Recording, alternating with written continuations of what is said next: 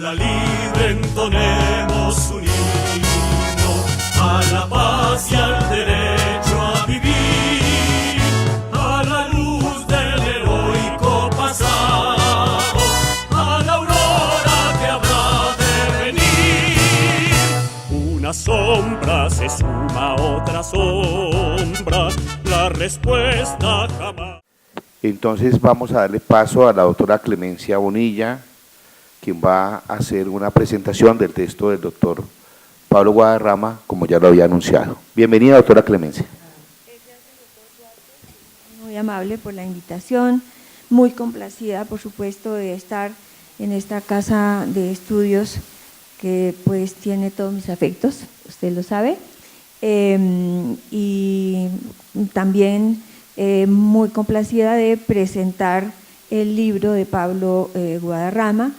No sé, en realidad nos saca un poco del tema específico del Congreso de Filosofía, pero el libro es seguramente muy importante, aún teniendo un tema sobre filosofía del derecho de este Congreso, porque lo que quiere el profesor Guadarrama con el libro, para qué sirve la epistemología a un investigador y a un profesor, es hacer una revisión crítica sobre las diferentes posturas epistemológicas que sustentan diferentes discursos también en muchos campos, en la sociología, en la economía, en el derecho, en campos como la antropología, etcétera, y hacer o decir, mire, estemos alerta porque detrás de un discurso aparentemente científico completamente, allí subyace una postura epistemológica que tiene también elementos de episteme y elementos de doxa, por decirlo de esa manera. Y entonces, pues hay que revisarlo, hay que ser conscientes. Si yo asumo una postura estructuralista, para tomar el ejemplo, pues a veces soy consciente de ello, muchos investigadores no son conscientes y entonces seguramente en las discusiones, en la argumentación, se va a encontrar con sorpresas. El mismo es poner ese énfasis. El libro es eminentemente didáctico, todos conocemos aquí al profesor Guadarrama, un investigador, un reconocido filósofo latinoamericano, ya lo acaban ustedes de escuchar en este momento. A mí me gusta contar la anécdota de cómo conocí al profesor Guadarrama. En un congreso como estos, acá, en la Universidad Distrital, se le ocurrió al director de investigaciones tomar el tema de crisis de Marx o crisis del marxismo. Entonces, el esquema metodológico era un marxista y otra persona, no necesariamente no marxista o sí, pero que estuviera trabajando otra teoría filosófica, y a mí me tocó ser la contradictora del profesor Guadarrama. Obviamente ya saben ustedes la formación del profesor Guadarrama. Yo en ese momento estaba trabajando el racionalismo crítico popperiano, algo bastante distante, y en el fragor de la discusión, en fin, un profesor muy querido de la Universidad Nacional, en la discusión y en la crítica, tomé un texto que se llama ¿Qué es la dialéctica de Popper?, que es muy provocador para el caso. Por allá salía un profesor y dijo, bueno, mira, Clemencia, los ingleses dicen que no hay que botar la bañera con el niño. Entonces yo le dije, pero si el niño está muerto. Entonces el profesor Guadarrama, claro que se enojó bastante y quiso reducirme a la mínima expresión, por supuesto, pero le sirvió mucho la lectura de Popper sobre qué es la dialéctica, van a ver. Bueno, pero ¿por qué cuento esta anécdota? Porque con ello quiero significar que pese a que su postura es, diríamos, como ustedes ya lo vieron, radical y marxista, tiene una gran apertura mental. Y pues de allí hemos seguido en estas conversaciones justamente en torno a diferentes temas. un convencido, como ustedes lo han escuchado, de la reivindicación de lo que es el pensamiento latinoamericano, de poner ese pensamiento latinoamericano dentro del orden mundial, con muy buenas razones, por supuesto, y en ese sentido me parece que tiene grandes méritos que todos reconocemos. Con mucha tesón, tiene muchos libros y su preocupación fundamental creo yo que es esa. Pese a que, como les digo, no es un texto sobre Latinoamérica, es un texto eminentemente didáctico, tiene ese gran mérito de poner en guardia, diría yo, a estudiantes, a profesores, porque está dirigido a estudiantes, a profesores, a investigadores, de decir, a ver, repasemos acá, cuando yo estoy trabajando un tema específico, detrás de ello, ¿qué hay? Estoy sosteniendo una postura marxista o de diferentes ópticas marxistas, también puede ser, o racionalistas críticas, o estructuralistas, o qué sé yo. Entonces, ese es el tema, y por eso pienso yo que de todos modos se dirige o es conveniente hacer una breve presentación del libro en este congreso. Como expresa el profesor Carlos Maldonado, que fue el prologuista del libro, el libro del doctor Guadarrama es único. Es el producto de un trabajo titánico, dice él, de largo aliento y en el que reúne el trabajo de reflexión ya sobre temas que él ha tratado en conferencias, en seminarios, en cursos de maestría y doctorado. Y tiene vuelvo a repetir, un eminentemente valor didáctico porque se dirige a profesores, intelectuales, científicos e investigadores, llamando la atención sobre la necesidad de tener un pensamiento reflexivo respecto de el desarrollo de su trabajo profesional o disciplinar. Es decir, aquí llama la atención el texto del profesor Guadarrama, de que al abordar temas de matemáticas, biología, historia, medicina o ingeniería, asumen inconscientemente las más veces un punto de vista o una postura epistemológica que subyace a sus planteamientos y orienta su labor, y que ella puede efectivamente limitar hasta cierto punto su argumentación, enriquecerla o reducirla en sus posibilidades de desarrollo. Ese es el tema del libro del profesor Guadarrama, y dice: estos intelectuales o estos profesores y estudiantes, sin saberlo, pues pueden tomar las ventajas o las desventajas o los riesgos y los errores a los cuales inducen distintas posturas epistemológicas que él en ese recorrido, él dice que no hace historia de la epistemología, pero evidentemente hay un punto de historia retroproyectiva porque toma pues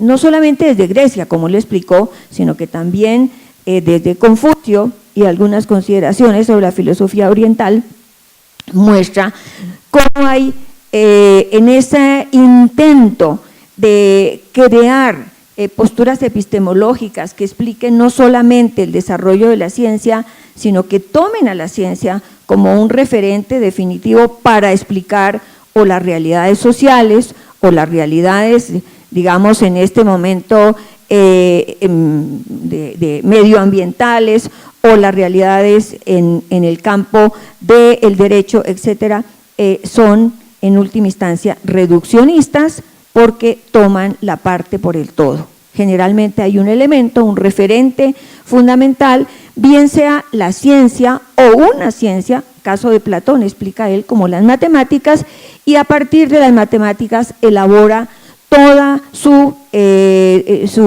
concepción o su postura epistemológica, sin tener en cuenta otras variables y otros elementos, sino que al asumirla quiere elaborar esa postura, digámoslo así, totalizante para explicar el mundo en general o lo que llamamos realidad o una parte de la realidad, pero que definitivamente tiene que obedecer a esos cánones propuestos.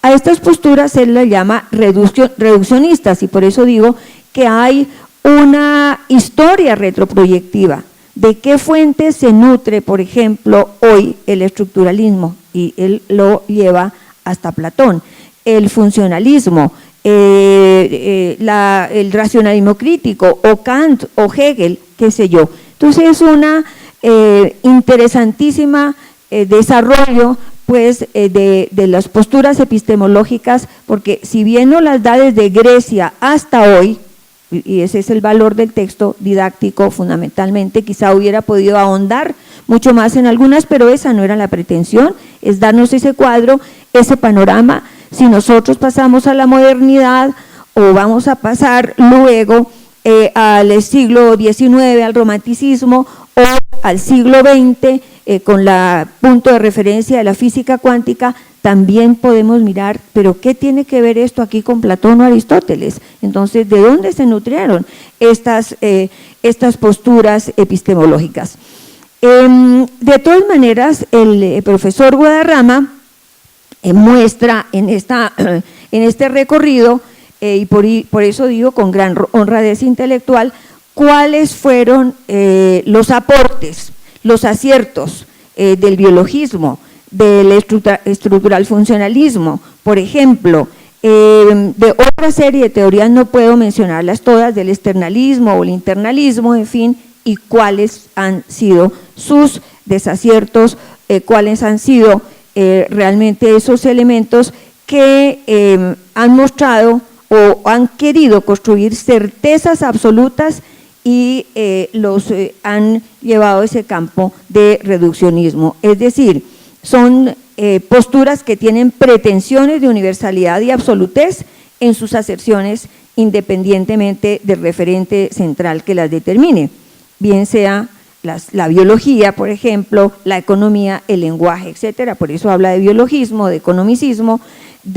hace una fuerte crítica a la postura de las filosofías del lenguaje, de la filosofía analítica. Sin embargo, hay un punto para el caso que ustedes estaban tratando que me parece muy importante, y es el reconocimiento que pese a que el positivismo lógico, por ejemplo, pueda ser reduccionista, sin embargo, tanto la analítica como la pragmática y aún el positivismo lógico dieron origen a otro tipo de lógicas con las cuales, las lógicas modales, las cuales pueden justamente estudiarse el mito como con elementos de racionalidad. Es una racionalidad diferente, admite el principio de contradicción, algunas de estas lógicas, y entonces podemos explicarnos claramente por qué los mitos son racionales y evidentemente no podemos ya considerarlos como antes se consideraron como algo irracional. Entonces, allí es ese un reconocimiento, como en otras posturas que él va mencionando, sus aciertos, vuelvo a repetir, y sus debilidades. Una especial consideración le merece a él el positivismo, tal vez fundamentalmente porque hay no solamente el positivismo en Comte y Spencer, sino en general todo el desarrollo de los positivistas. Yo creo que no se puede hablar de positivismo, a mí me gusta hablar más bien de positivistas, porque cada uno tiene realmente una postura y no hay elementos como que los vinculen en una sola escuela definitivamente. Tal vez eso es lo que él considere que tiene de rescate, llamémoslo así, es un término que él utiliza, pese a lo que él le llama hiperbolización de la ciencia o hiperbolización de la lógica, pero abren una perspectiva y quizá para América Latina, cuando él menciona a Leopoldo Sea, etcétera, pues tengan una importancia en la medida en que el positivismo en América Latina quiso introducir la ciencia y también trabajar en una perspectiva diferente a lo que había sido el desarrollo filosófico hasta el siglo XIX. Son aspectos justamente que toma en cuenta el profesor Guadarrama. ¿Por qué llama él a estas posturas epistemológicas reduccionistas? Porque conciben la realidad, según él, de una manera simplista. Eluden la diversidad y la complejidad de la misma. No quizá porque se lo propongan, sino porque el referente que encontraron en ese momento en la dinámica del desarrollo de la ciencia les hizo ver que de pronto en el darwinismo encontraban la respuesta a todos los problemas, por ejemplo, o que en la economía se encontraba la respuesta a todos los problemas, o que en la lógica cuántica o temporal se encontraba la respuesta a todos los problemas. De hecho, cita mucho y hace un debate muy interesante con Carnap, con Schlick, con todo el positivismo lógico contemporáneo. Entonces, dice, no dimensionan definitivamente la realidad y esto supone una distorsión o deformación de la perspectiva del conocimiento porque no es capaz de asumir la totalidad de la realidad o del objeto, es decir, no tienen una visión holística. Esto puede ser bastante debatible, sin duda alguna. Tal vez podríamos decir que aquí, me tomo el título de un libro de una filósofa española, Marina Garcés, quizá aquí se hable de una epistemología inacabada. Hay un deseo acá de que cada uno de estas posturas tenga completitud, pero sin duda hay una gran incompletitud en cada una de estas. Siempre hay que argumentar mucho más, ¿no es cierto? Y cada vez que hay un nuevo desarrollo social, ese es un punto que él critica, generalmente estas posturas reduccionistas se encierran en sí mismas y en ese referente y olvidan que todo el contexto social, el contexto cultural, ¿no es cierto?, están también allí determinando determinando ese punto de vista, determinando justamente esos argumentos con los cuales defiende esa totalidad. Sin embargo, pues hoy podemos poner un interrogante, ¿realmente podemos encontrar una postura filosófica? Él trabaja obviamente de la filosofía que nos dé cuenta y razón de todos los fenómenos naturales, sociales, en todas sus dimensiones. Pues bueno, quién sabe, para el profesor Guadarrama es la dialéctica materialista, es realmente un referente que nos puede, yo no digo que salvar, pero sí hacer tomar una postura crítica frente a esos reduccionismos. Plantea que la dialéctica materialista es tan amplia, mira el campo de contradicciones, ¿no es cierto?, tanto en cada una de las teorías como en las contradicciones en el mundo real, que efectivamente desde allí podemos nosotros tener una visión mucho más crítica, más razonable, con una argumentación más amplia para esa revisión crítica y decir hasta aquí aporta esta postura, hasta allí no aporta esta postura. Pues bien, de acuerdo o no con lo que dice el profesor Guadarrama, tiene un valor enorme porque no es un recorrido neutral, no nos dice, mire, estos están diciendo hasta aquí llega su límite, sino que asume una postura y dice, desde esta postura, ¿no es cierto?, que es la dialéctica materialista, yo me tomo esa responsabilidad de pensar que ella nos conduce a mirar con ojos mucho más aguzados, en una crítica mucho más acerada, pero también con el reconocimiento de los aportes, las posturas reduccionistas que él trabaja.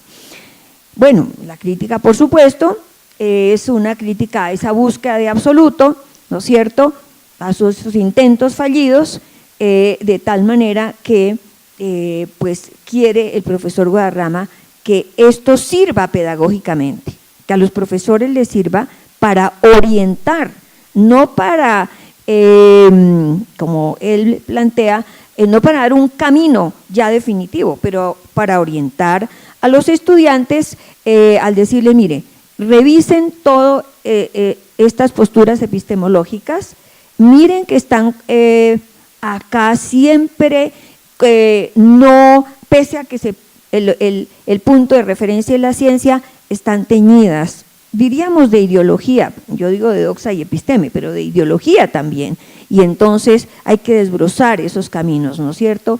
Hay que realmente, son como unas, no digo sendas perdidas en el caso de, tomando el título del libro de Heidegger, pero sí son unas sendas, ¿no? Tienen sus vericuetos, profesores orienten a los estudiantes y si quieren asumir la postura que quieran, no importa, pues pueden ser estructuralistas, sin duda que tienen todo el derecho, ¿no es cierto? Sin duda que tienen todo el derecho a trabajar desde Parsons o desde Weber, si hablamos del campo sociológico, en fin, pero sean conscientes de ello. Por eso realmente quiere el libro hacer que se facilite la comprensión, pero que se también advierta de los riesgos, dice él, de que tiene impedir el estudio de parte pues, de estas posturas epistemológicas, porque se corre seguramente el riesgo de no tener la posibilidad de mirar el estudio de la realidad integralmente. Hay un punto que yo le decía al profesor Guadarrama, él habla de las causas, quiere llegar por qué causas se plantea esta postura en cambio de la otra. Entonces yo le echo de menos en el texto y al hablar de causas, no sé, ya hay una crítica a la causalidad de los empiristas, recuerden ustedes, pero tal vez deja para otra ocasión el hecho de que no solamente la explicación del surgimiento de estas teorías se debe a unas causas objetivas, sino que también hay razones, motivos, etcétera, porque hay elementos psicologizantes en cada una de ellas y eso lo dejará probablemente para otro día. Bien, hace también una crítica o digamos que cuál es qué es lo que él ve de preocupante en estos reduccionismos, que generalmente, dice, conducen al agnosticismo o al escepticismo. Entonces, como si realmente nunca tuviéramos la posibilidad de conocer el mundo realmente, sino que todos fueran interpretaciones igualmente válidas y con una un tremendo relativismo, no relatividad, sino en un tremendo relativismo. Entonces, eso le preocupa y generalmente plantea que allí hay esas posturas. Sin embargo, el escepticismo tiene varias interpretaciones, ¿no? La búsqueda permanente de la verdad, el no hallarla, en fin. También hace una crítica al mismo marxismo, a las simplificaciones de Marx, a las interpretaciones dogmáticas, ¿no es cierto?, que dicen, hiperbolizan el factor económico, una crítica a todo lo que fue el estalinismo, ¿no?, de tal modo que pues es también una postura marxista y desde allí toda teoría que hiperbolice un factor bien en el campo económico, bien sea el marxismo o bien sea también acá posturas neoliberales como la de von Hayek o Milton Friedman.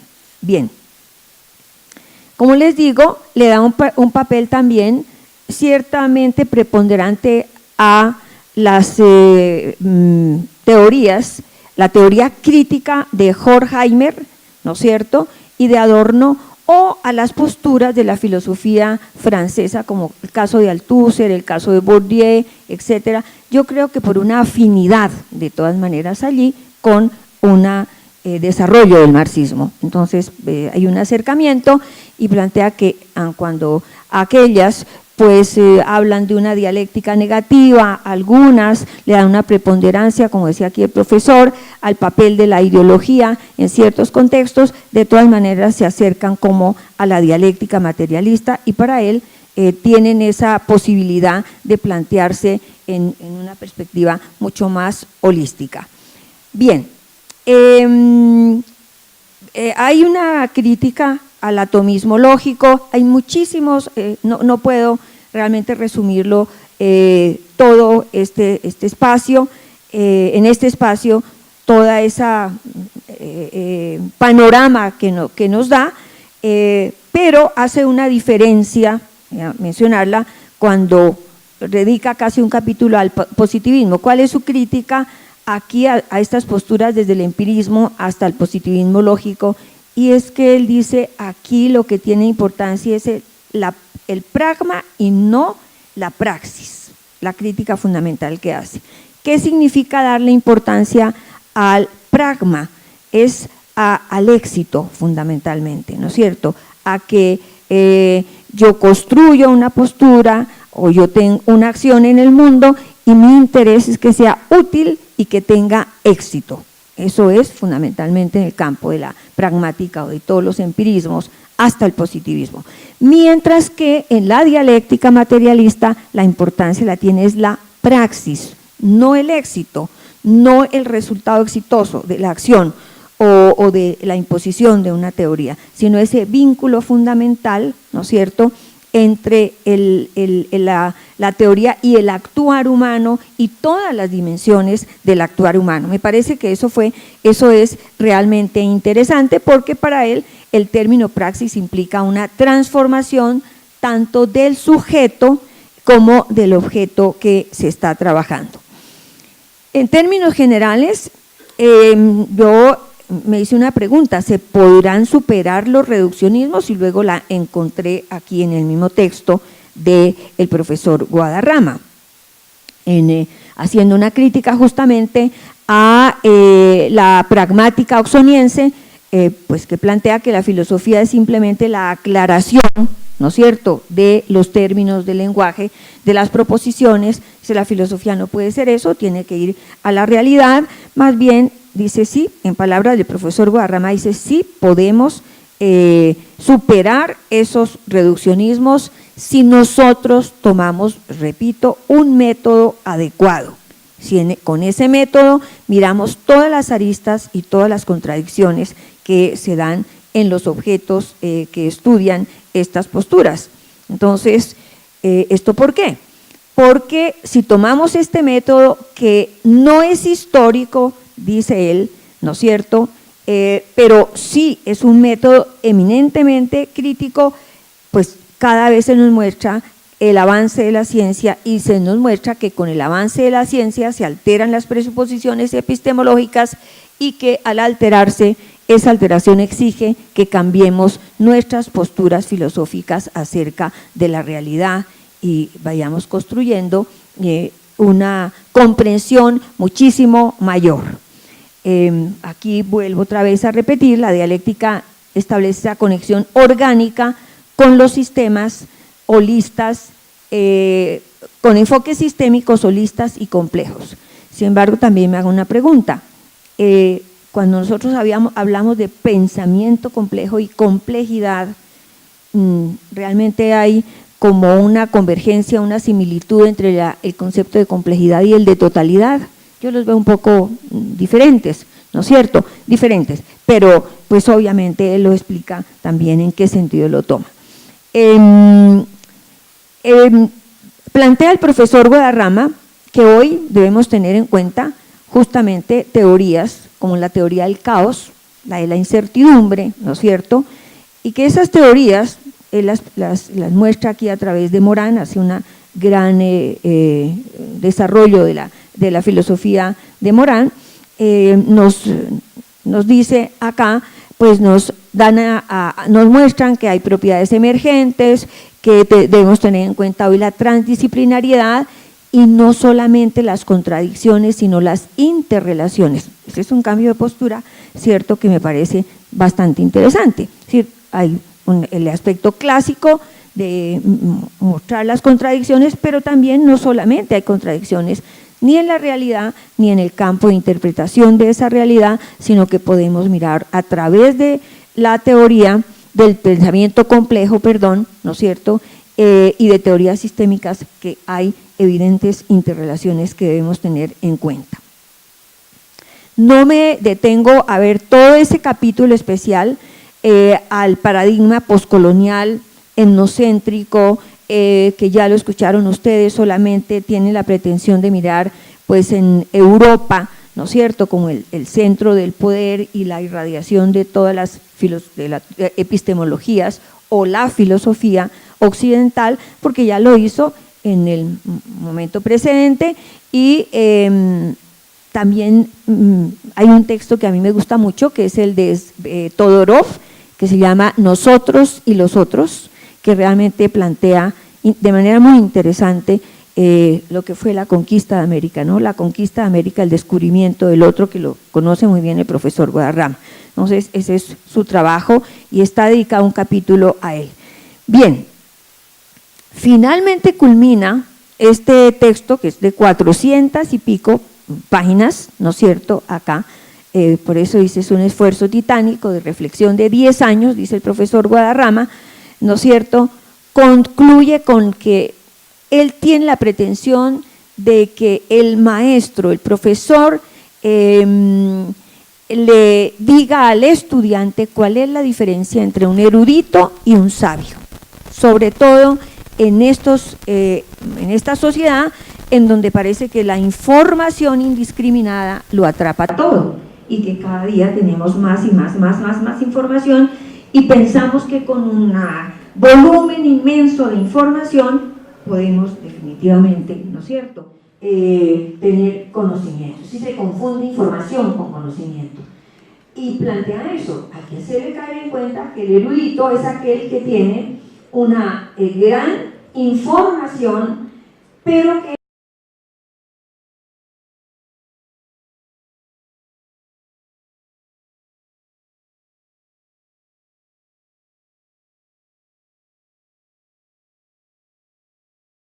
el sabio es el que toma esa información, la procesa, la analiza, ¿no es cierto?, y después de una decantación de toda esa información puede producir un conocimiento, o nuevos conocimientos en una actitud crítica. Bien, finalmente, yo creo, y es una cita que él tiene en su libro, hace un poco suyas, con algunas diferencias, las palabras de Bachelard, un representante de la filosofía francesa, como todos ustedes lo saben, ¿no es cierto?, o más bien las palabras de Bachelard y de Bourdieu, planteando que la esencia de la epistemología es captar la lógica del error para construir la lógica del descubrimiento de la verdad como polémica contra el error y como esfuerzo para someter las verdades próximas a la ciencia y los métodos que utiliza a una rectificación metódica y permanente. Es decir, realmente hace suyo, y ese es el trabajo del profesor Guadarrama, plantear cómo la filosofía es un trabajo crítico sobre sí mismo para explorar o soportar lo inconmensurable. Entonces, mi invitación es a que todos ustedes puedan leer el libro del profesor Guadarrama, que es verdaderamente algo que pone sobre el tapete, es un esfuerzo enorme de traer a colación todas estas posturas epistemológicas desde la filosofía, y que tengan ustedes allí, cuando vean, estoy haciendo un trabajo constitucional, ejemplo, ¿no es cierto?, o en derechos humanos, o qué sé yo detrás de esa postura que estoy, o de ese trabajo que estoy elaborando, ¿qué postura, ¿no es cierto?, hay? ¿No es cierto?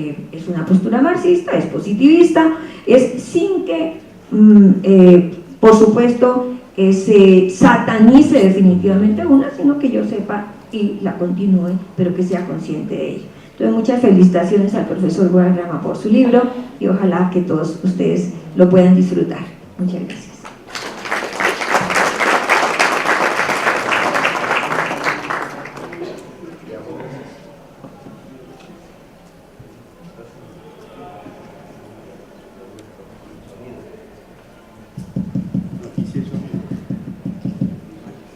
Yo solamente quiero agradecer muy brevemente, primero a la amiga doctora Clemencia Bonilla, con el cual nos une una amistad de 30 años, a pesar de nuestras diferencias epistemológicas.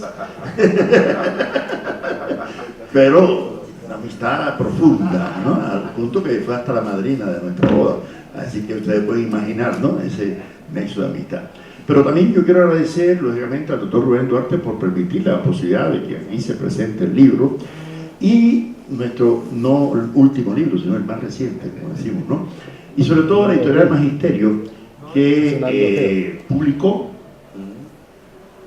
yo diría, la primera parte de este libro, que está también afuera a la venta, Dirección y Asesoría de la Investigación Científica, porque les confieso, yo cuando estaba haciendo mi doctorado de filosofía en otrora Universidad Karl Marx de Leipzig, en Alemania Oriental, nunca pensé dedicarme, como decimos en la costa, a estas vainas, ¿no? A las cuestiones epistemológicas, ¿no es así? Pero cuando decidí no hacer mi tesis doctoral sobre el concepto de libertad de Kant o de sociedad civil en Hegel, que fue la propuesta, sino hacerla sobre el positivismo en América Latina, en la obra de Enrique José Barona, tampoco pensé que me iba a dedicar a los temas de carácter metodológico y epistemológico. Y llegó un momento en que me pasó como a Neruda con el cartero, que le impuso que le escribiera un poema, porque los poemas no son del poeta, sino del que los necesita.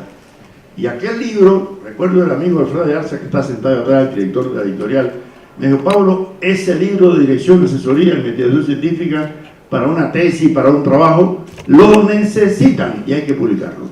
Y se publicó en el 2008 y fue premio de la Academia de Ciencias de Cuba, y tiene como 5 ediciones en España, y este que acaba de nacer, pues yo pienso que los libros son como los hijos, hay que concebirlos, gestarlos, parirlos, promoverlos, y después se te oponen, ¿no es así? Es normal.